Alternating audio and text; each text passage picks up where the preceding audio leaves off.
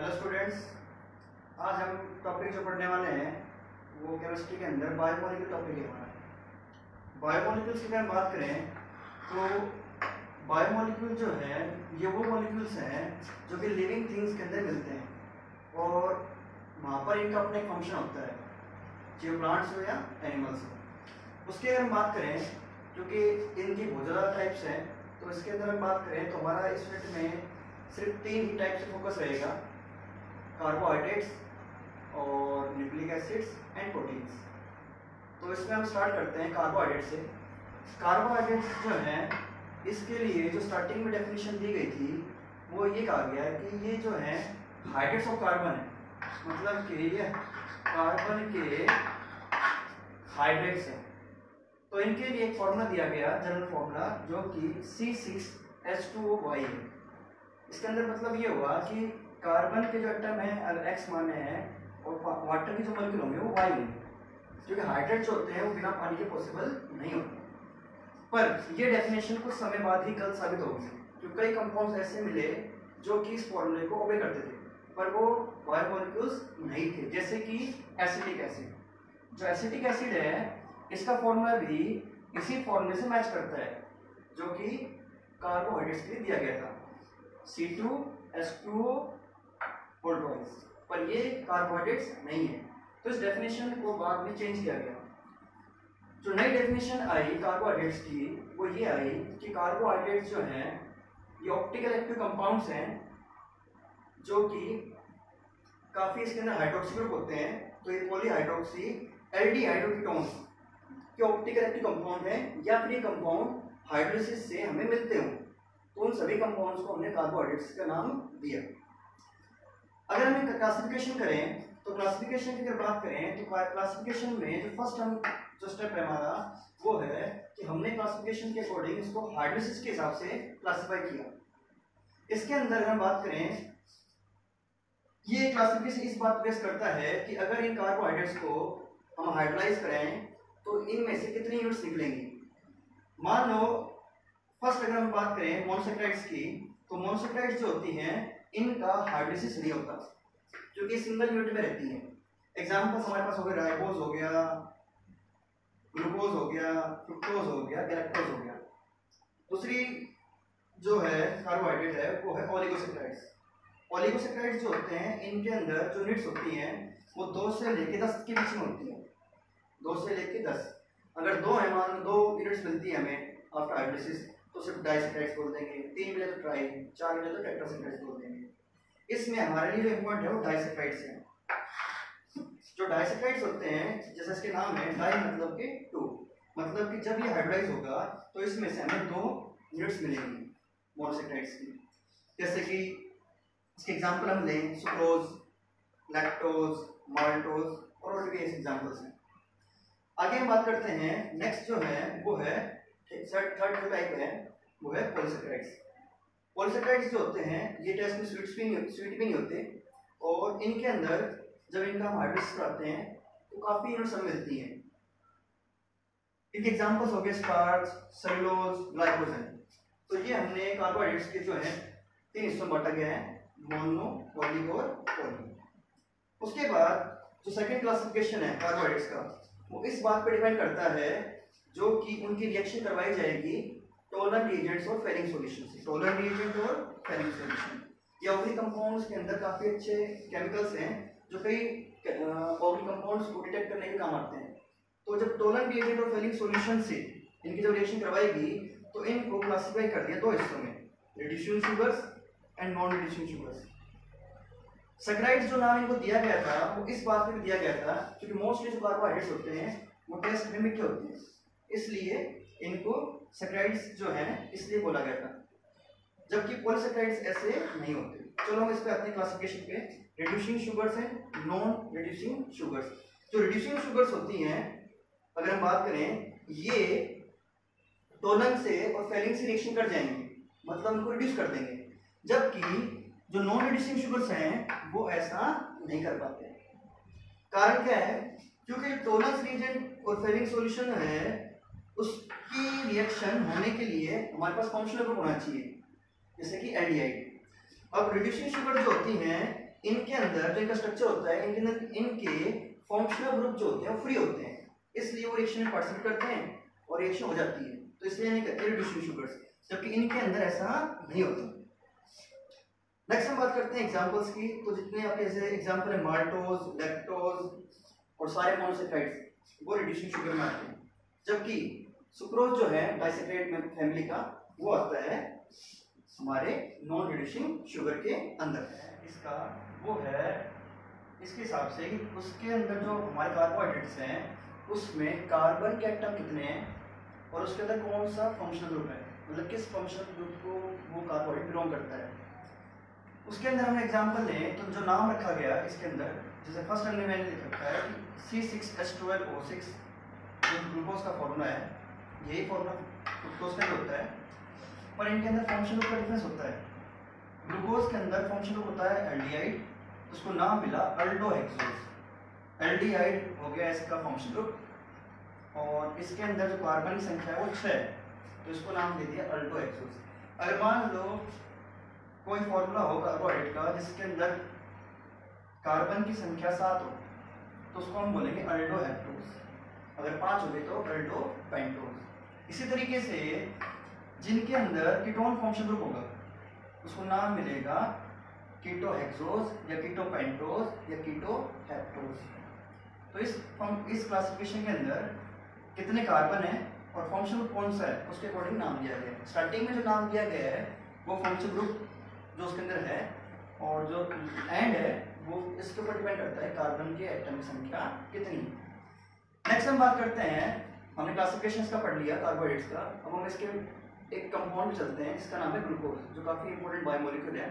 जो ग्लूकोज होता है इसका फॉर्मूला होता है C6H12O6, आप सभी को पता है। और जो ग्लूकोज है ये टेस्ट में काफी मीठा होता है, तो जितने भी फ्रूट्स होते हैं उनके अंदर काफी मात्रा में पाया जाता है, और जितना फ्रूट ज़्यादा मीठा होगा उसके अंदर ग्लूकोज की मात्रा उतनी ही ज़्यादा होगी, और ये हनी के अंदर भी शहद के अंदर भी मिलता है। वैसे हम इसको बना भी सकते हैं, उसके लिए हमारे पास हमने 2 मेथड यूज़ कर रखी है यहाँ पर। फर्स्ट है फ्रॉम सुक्रोज, जो चीनी हम खाते हैं उससे बना सकते हैं। हमें करना क्या है, चीनी को हमें पानी में डालना है और उसके अंदर हम जो है थोड़ी मात्रा में एसिड मिला लेंगे जो कि रिएक्शन में काम करेगा कैटलिस्ट का। तो यहाँ पर क्या हो जाएगा, चीनी का जो मॉलिक्यूल है वो पानी के द्वारा टूट जाएगा, ग्लूकोज में ये ग्लूकोज है और फ्रुक्टोज में। इस तरीके से हमें शुगर के या सुक्रोज के हाइड्रोलिसिस से ग्लूकोज और फ्रुक्टोज ऑब्टेन होते हैं। दूसरी बात, हमारे पास दूसरा जो ऑप्शन है वो है स्टार्च। अगर हम स्टार्च को, इसका फॉर्मूला होता है C6H10O5N, क्योंकि ये पॉलीमर है, अगर उसका हम हाइड्रोलिसिस करवाएं तो उस केस में हमें ग्लूकोज के मॉलिक्यूल्स मिल जाएंगे। तो हमारे पास 2 ऑप्शन है जिससे हम ग्लूकोज आसानी से बना सकते हैं। अब हम पढ़ेंगे इंपॉर्टेंट टॉपिक, जिसका नाम है कि स्ट्रक्चर ऑफ ग्लूकोज जो है, जिसको आज हम पढ़ते हैं, वो ग्लूकोज के स्ट्रक्चर के बारे में पता कैसे चला। उसके लिए क्या हुआ कि कुछ रिएक्शंस की गई साइंटिस्ट के द्वारा जिनको हम पढ़ने वाले हैं, और यहाँ से जो है CBSE में क्वेश्चन मोस्ट टाइम आता है। इसमें 2 चीज़ें पता होनी चाहिए, एक तो ये कि वो जो रिएक्शन है वो ग्लूकोज के स्ट्रक्चर के बारे में हमें क्या इन्फॉर्मेशन दे रही है, और दूसरी उस रिएक्शन का जो प्रोडक्ट है वो क्या होगा। जैसे कि इस साल CBSE ने यहाँ से एक क्वेश्चन अब की बार भी एग्जाम में पूछा था। तो हम स्टार्ट करते हैं। फर्स्ट जो रिएक्शन है वो हम करवा रहे हैं रिएक्शन विथ HI। ग्लूकोज जो है इसका हमने फॉर्मूला लिखा है CHO CH4CH2OH। जब इसको HI के साथ हीट किया गया तो कंपाउंड हमें मिलता है CH3CH2CH2CH2CH3, जिसको हम बोलते हैं हेक्सेन। ये जो हेक्सेन है इसके आगे मैंने N लिखा है, इसको हम कहते हैं N-हेक्सेन। N का मतलब होता है नॉर्मल।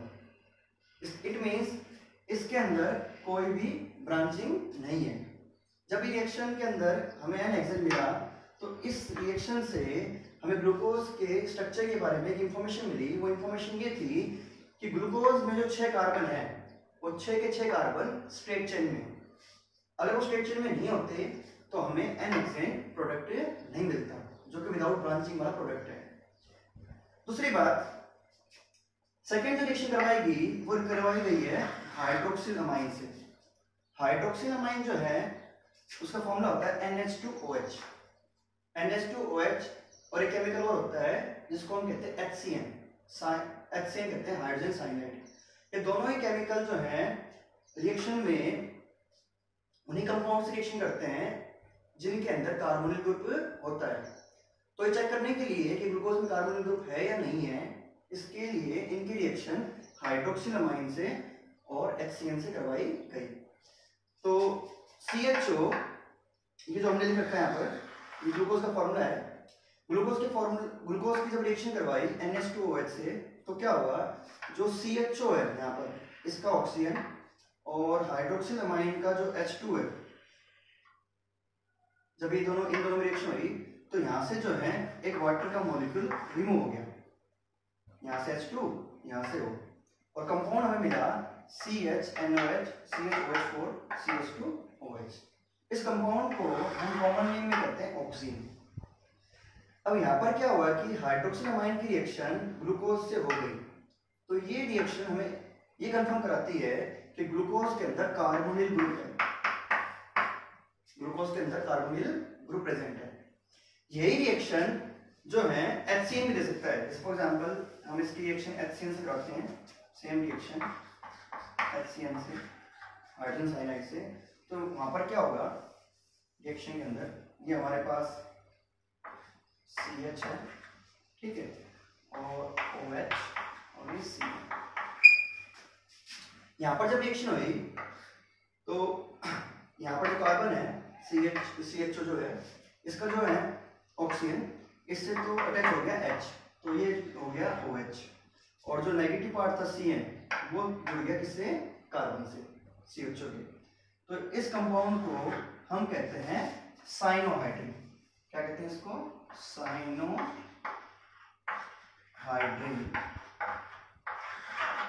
ये दोनों रिएक्शन यही कंफर्म करती हैं कि ग्लूकोज के अंदर कार्बोनिल ग्रुप की प्रेजेंस है, पर ये हमें ये इंफॉर्मेशन नहीं दे सकती कि जो CO ग्रुप है वो किस फॉर्म में है। इसके लिए हमें और टेस्ट की आवश्यकता पड़ेगी। तो उसके बाद नेक्स्ट जो रिएक्शन करवाएगी वो करवाएगी ब्रोमीन वाटर से। किससे करवाएगी, ब्रोमीन वाटर से। ब्रोमीन वाटर जो है वो एक वीक ऑक्सीडाइजिंग एजेंट है। जब ग्लूकोज की रिएक्शन ब्रोमीन वाटर से करवाई गई तो वहां पर जो CHO ग्रुप था ग्लूकोज का वो ऑक्सीडाइज कर गया COH में, कार्बोक्सिलिक एसिड में, और जो प्रोडक्ट हमें मिलता है इसके बाद उसको हम कहते हैं ग्लूकोनिक एसिड। क्या कहते हैं, ग्लूकोनिक एसिड। अब ये रिएक्शन हमें क्या प्रूव करती है, ये रिएक्शन ये प्रूव करती है कि जो ग्लूकोज है उसके अंदर जो कार्बोनिल ग्रुप का कंपाउंड प्रेजेंट है, सॉरी कार्बोनिल ग्रुप का जो फंक्शन प्रेजेंट है वो एल्डिहाइड है। तो ये हमें बताती है कि ग्लूकोज के अंदर जो फंक्शनल ग्रुप है वो कौन सा है, एल्डिहाइड ग्रुप। तो अभी तक हमें जो इन्फॉर्मेशन मिली है उससे ये इन्फॉर्मेशन मिली है कि ग्लूकोज के अंदर 6 कार्बन स्टेट चेन में कार्बन ग्रुप है और वो एल्डिहाइड के फॉर्म में प्रेजेंट है। उसके बाद हम नेक्स्ट रिएक्शन पढ़ते हैं,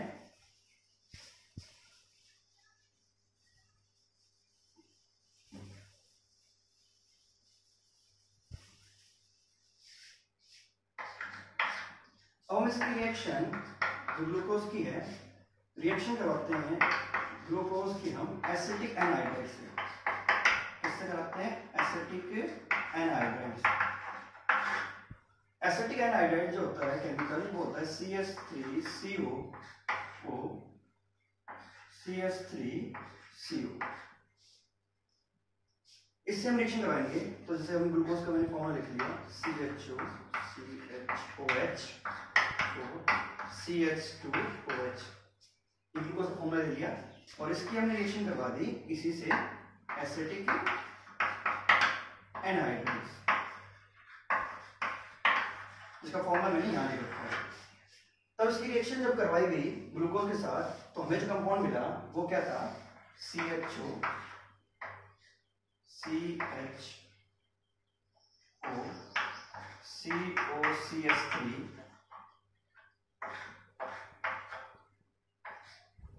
CH2O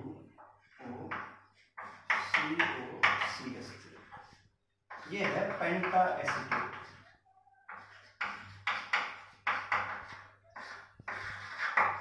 ठीक है, इसमें हुआ क्या, जो एसिटिक एनहाइड्राइड था उसका जो O के बाद जो बॉन्ड थे वो ब्रेक हो गए, और वो जो है जो हाइड्रोक्सी ग्रुप था उससे उसने रिएक्शन की और वो H जो है रिमूव हो गया। इसके अंदर साइड प्रोडक्ट जो है एसिड मिलता है, जिसको मैं लिखा नहीं है क्योंकि मैं मेन प्रोडक्ट के बारे में बात करूंगा, जो कि पेंटासिड है। इस रिएक्शन से हमें ग्लूकोज के स्ट्रक्चर के बारे में जो इंफॉर्मेशन मिली वो ये मिली कि ग्लूकोज के अंदर 5 हाइड्रोक्सी ग्रुप हैं, और वो 5 जो हाइड्रोक्सी ग्रुप हैं वो अलग अलग कार्बन से अटैच है, इसलिए हमें कंपाउंड मिला पेंटा एसिटेट।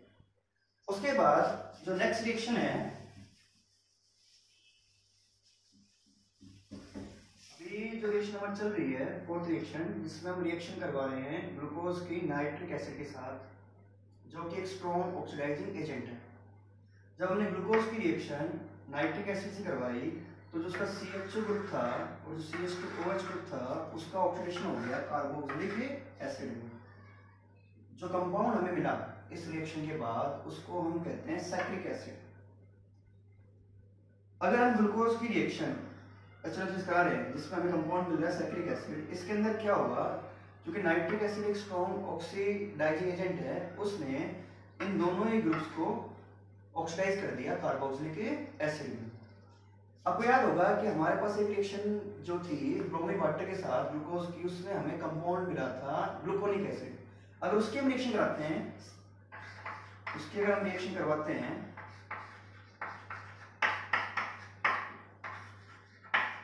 ये ग्लूकोनिक एसिड है, तो उसकी रिएक्शन जब हम कराते हैं नाइट्रिक एसिड के साथ, तब भी हमें कंपाउंड क्या मिलेगा, सैक्रिक एसिड। तो ये जो दोनों रिएक्शंस हैं ये बात प्रूव करती हैं कि ग्लूकोज के अंदर जो अल्कोहलिक ग्रुप है वो प्राइमरी नेचर का है, वो प्राइमरी अल्कोहलिक ग्रुप है।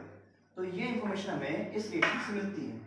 तो अभी तक जो हमारे 4 रिएक्शन हुई हैं उससे हमें जो इंफॉर्मेशन मिली है उसके आधार पर और कुछ और कॉन्सेप्ट पढ़ने के बाद फिशर ने अपना एक स्ट्रक्चर दिया ग्लूकोज का, जिसको हम कहते हैं फिशर ओपन चेन स्ट्रक्चर, जिसको हम पढ़ने वाले हैं। ठीक है, ये बात समझ आ गई। अभी हम पढ़ रहे हैं फिशर का ओपन चेन स्ट्रक्चर। इसे ओपन चेन स्ट्रक्चर क्यों कहते हैं, क्योंकि इस स्ट्रक्चर के अंदर जो मॉलिक्यूल्स हैं फर्स्ट और सिक्स से वो ओपन है, वो अटैच नहीं है। अगर ये अटैच हो जाए तो उसको हम कहेंगे साइक्लिक या रिंग स्ट्रक्चर, जिसको हम आगे वाली क्लासेस में पढ़ने वाले हैं। अगर हम बात करें जो इन्फॉर्मेशन हमें मिली थी, जो पहली रिएक्शन हुई है उसमें इन्फॉर्मेशन मिली फिशर को, तो उसने ग्लूकोज का ये वाला स्ट्रक्चर दिया जिसको हम कहते हैं फिशर ओपन चेन स्ट्रक्चर। इसके अंदर क्या है, ये 6 कार्बन हो गए, 1 2 3 4 5 और 6। इसके अंदर जो है जो थर्ड नंबर कार्बन है उसके अंदर जो हाइड्रोक्सी ग्रुप है वो हमारे लेफ्ट हैंड साइड में, और बाकी जितने भी OH है वो सारे राइट हैंड साइड में। ये हमें हेल्प कर सकता है इसको याद रखने में। ये तो डी पॉजिटिव ग्लूकोज का स्ट्रक्चर हो गया। अगर हम सेम स्ट्रक्चर सैक्रिक एसिड के लिए बनाएं तो सेम स्ट्रक्चर बनेगा, सिर्फ कुछ चेंज करने पड़ेंगे। वो चेंज किसमें करने पड़ेंगे, जो फर्स्ट नंबर का जो कार्बन है वो COH था उसके अंदर, और जो 6 नंबर कार्बन था वो भी COH है। बाकी का स्ट्रक्चर एज इट इज वैसा के वैसे ही रहेगा। दूसरी जो बात हम करने वाले हैं कि यहाँ पर जो हमने एक नाम लिखा हुआ है इसको D प्लस ग्लूकोज, तो इसका मीनिंग क्या होता है और ये जो साइन ये टर्म्स यूज कर रखी हैं ये हमें क्या बताती हैं। यहाँ पर D का मतलब डेक्स्ट्रोरोटेटरी से बिल्कुल भी नहीं है। जो यहाँ प्लस साइन है ये हमें बताएगा कि ये जो ग्लूकोज का स्ट्रक्चर है ये ऑप्टिकल एक्टिव है और ये डेक्स्ट्रोरोटेटरी है। अगर यहाँ पर साइन माइनस का होगा तो ये होगा लेवोरोटेटरी, ऑप्टिकल एक्टिविटी के आधार पर D का मतलब यहाँ पर डेक्स्ट्रोरोटेशन से बिल्कुल भी नहीं है। अब सवाल ये आता है कि यहाँ पर जो D है वो D का यूज क्या है, D यहाँ पर किस लिए लगा रखा है। तो D जो है यहाँ पर जो है ये रिलेटिव कॉन्फ़िगरेशन है इस ग्लूकोज के मॉलिक्यूल का, जिसको कंपेयर किया गया है ग्लिसरॉल्डिहाइड के स्टीरियोआइसोमर से। ग्लिसरॉल्डिहाइड के मैंने 2 स्टीरियोआइसोमर बना रखे हैं जिनको हम एनेंटियोमर्स भी कह सकते हैं। एक है प्लस ग्लिसरॉल्डिहाइड और एक हमारा है माइनस ग्लिसरॉल्डिहाइड। अब जो भी स्ट्रक्चर किसी मॉलिक्यूल का प्लस ग्लिसरॉल्डिहाइड से मिलेगा उसको हम सिंबल देंगे D, और जो नेगेटिव वाले से मिलेगा उसको हम यहाँ पर लिखेंगे L। तो D जो यहाँ पर है या जो L जो यहाँ पर लिखते हैं ग्लूकोज के सामने या किसी और मॉलिक्यूल जो भी होगा उसके सामने, वो हमें उसका relative configuration as compare to glyceraldehyde के मॉलिक्यूल से कंपेयर किया गया है और उसके आधार पर इसको डी या एल कॉन्फिगरेशन दिया जाता है। इसका ऑप्टिकल एक्टिविटी से कोई मतलब नहीं है। ऑप्टिकली एक्टिविटी जो होगी वो प्लस और माइनस साइन से, ब्रैकेट के अंदर जो साइन दे रखा है उससे बताई जाएगी। अब सवाल ये है कि इसको कंपेयर कैसे करते हैं। तो कंपेयर करने के लिए जो है, जो भी कंपाउंड है जिसके अंदर हमें ये कॉन्फिगरेशन देना है, उसको जो सबसे लास्ट अनसिमेट्रिकल कार्बन है उस मॉलिक्यूल, उस हिस्से को हम उठाएंगे और उसको कंपेयर करेंगे किसके साथ, ग्लिसरॉल्डिहाइड के मॉलिक्यूल साथ। जैसे अगर ध्यान होगा, जो लास्ट अनसिमेट्रिक कार्बन है वो 5th नंबर कार्बन है ग्लूकोज का। अब सवाल ये है कि अनसिमेट्रिक कार्बन क्या होता है। अनसिमेट्रिक कार्बन को कायरल कार्बन भी कहते हैं। वो होता क्या है, फॉर एग्जाम्पल कोई कार्बन है, इसके जो 4 बॉन्ड है वो 4 अलग अलग एटम से या मॉलिक्यूल से बने हैं। ऐसे कार्बन्स को हम अनसिमेट्रिक कार्बन या कायरल कार्बन कहते हैं। तो आप यहाँ ध्यान देंगे, जो 5th नंबर का जो लास्ट अनसिमेट्रिक कार्बन है जिसको हमें लेना है जब भी हम कंपेयर करेंगे उस मॉलिक्यूल का लास्ट अनसिमेट्रिक कार्बन है, तो हम देख रहे हैं कि यहाँ पर जो कार्बन है इसका इस साइड जो बॉन्ड है वो OH के साथ है, यहाँ पर H के साथ, यहाँ पर CH2OH के साथ, यहाँ पर कार्बन के साथ। तो उसके जो चारों ही आर्म्स हैं, ये जो बॉन्ड है वो चारों अलग अलग एटम या मॉलिक्यूल से जुड़े हुए हैं। इसलिए इस कार्बन को हम कहेंगे अनसिमेट्रिक कार्बन। और जिनमें अनसिमेट्रिक कार्बन होता है वो मॉलिक्यूल्स ऑप्टिकल एक्टिव भी होते हैं। तो यहाँ पर हम देखेंगे, यहाँ पर जो कार्बन है जिसपे मैंने एस्टेरिस्क का साइन लगा रखा है, स्टार का, तो ये जो कार्बन है ये कायरल कार्बन भी है, क्योंकि इसके भी जो चारों साइड्स हैं वो चारों अलग अलग ग्रुप से जुड़ी हुई हैं। तो यहाँ पर अगर हम बात करें, क्योंकि हमारा ये जो मॉलिक्यूल है जो ग्लूकोज का बना रखा है, इसको मैंने डी नाम क्यों दिया, क्योंकि ग्लिसरॉल्डिहाइड के प्लस मॉलिक्यूल के साथ ये मैच करता है। आप देखिए, इसलिए इसको कहेंगे डी। अगर ये इससे मैच करता तो यहाँ पर मैं लिखता एल। तो ये हो गया ग्लूकोज के स्ट्रक्चर के बारे में। उसके बाद हम बात करते हैं कि फिशर का जो स्ट्रक्चर था, ये ओपन चेन स्ट्रक्चर, इसने काफी इंफॉर्मेशन दी, काफी कुछ ग्लूकोज के बारे में बताया, पर इस स्ट्रक्चर में भी काफी कमियां रह गई थी, जो कि हमने उन कमियों को दूर करने के लिए एक स्ट्रक्चर और आएगा जो हम नेक्स्ट क्लास में पढ़ने वाले हैं, जिसको हम कहते हैं साइक्लिक स्ट्रक्चर। पर सवाल अभी है कि कमियां क्या रह गई थी। इतना कुछ तो उसने बताया था, कमियां क्या रह गई थी इसके अंदर। अगर हम बात करें, एक तो जो ग्लूकोज का जो मॉलिक्यूल था उसके अंदर एल्डिहाइड ग्रुप होता है, ये हमने देखा भी है।